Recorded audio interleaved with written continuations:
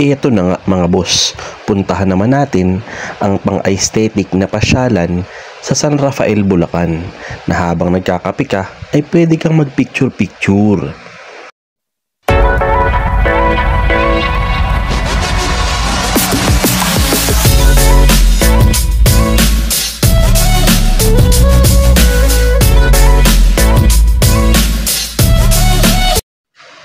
Dito yan sa San Rafael, Bulacan, sa loob ng River Adventure. Mapakotse man o motor ang dala mo, pasok tayo dito. Malawak ang kanilang parking. Ang pangalan nga pala ng cafe na pupuntahan natin ay ang El Rio Cafe. 200 pesos ang entrance per person.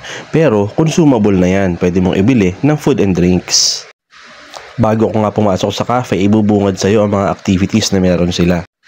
Sabay makikita mo rin ang mga areas nila kung saan pwede kang mag-picture-picture. Meron silang mga hanging bridge, meron din silang mga floating restaurant. Pasok na tayo sa loob, medyo mainit. Sa loob ng kanilang cafe ay aircon, kaya relax na relax ang pag-upo mo dito.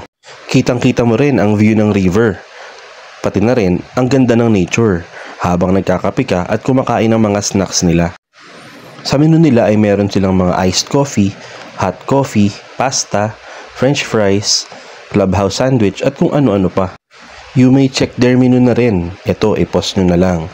Dito nyo rin pala pwedeng gamitin yung 200 pesos na consumable nyo. At umorder na nga kami ng kanilang fries, clubhouse sandwich at nachos. Sinamahan na rin namin ng mga frap at iced coffee. Dito nga ay habang nag-i-snack ka, ay talaga namang mapapawaw ka sa lugar. Unang isinerve nga ay ang kanilang crunchy fries, na sinundan naman ng kanilang dambuhalang nachos. Purong ground beef ang toppings niyan, kaya talagang paparami ka. Ito na rin naman ang kanilang clubhouse sandwich, kasabay ng mga frap nila. Ang mga serving ng food nila ay good for sharing, kaya tamang-tama sa pampamilya o kahit pangbarkada man. Yung mga frap naman nila, may coffee base, meron ding milk base para sa mga ayaw ng kape. Oh, hinay-hinay lang sa pagkain. Merienda pa lang yan, magla-lunch pa tayo.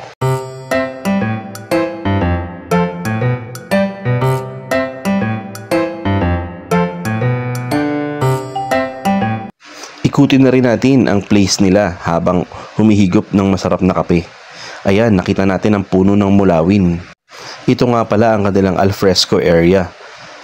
Sa third floor yan pag umakyat ka galing sa cafe. Kaya naman ang tanong, babalik ba tayo? Kahit next week babalik ako, huwag puro nood, magpalaw din kayo.